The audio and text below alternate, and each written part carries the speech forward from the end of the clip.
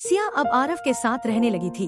दोनों ने मिलकर स्कूल को नया रूप दिया। दीवारों पर रंग, बच्चों के लिए नई किताबें और जिंदगी के लिए नई उम्मीदें। आरव अब पहले जैसा नहीं था। उसकी आंखों में फिर से चमक थी, पर अनुष्का की याद अब भी उसके दिल के किसी कोने में सांस ले रही थी। एक दिन सिया स्कूल के पुराने स्टोर रूम में सफाई कर रही थी।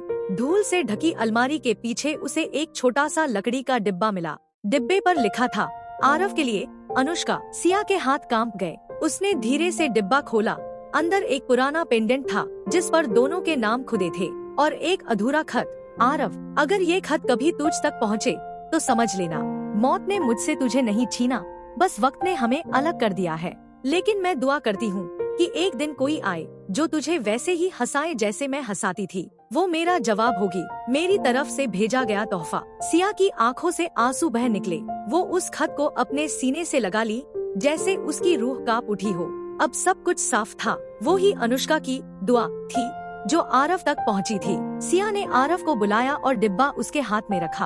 आरव ने जैसे ही खत पढ़ा, उसके आंसू थम नहीं रहे थे। वो बोला, देखो सिया, वो मुझे छोड़कर नहीं गई थी। वो बस चाहती थी कि मैं तुम्हें पालूं। सिया मुस्कुराई, आंसुओं के बीच कहा, शायद कुछ रिश्ते किस्मत नहीं बनाते, रूहें बनाती हैं।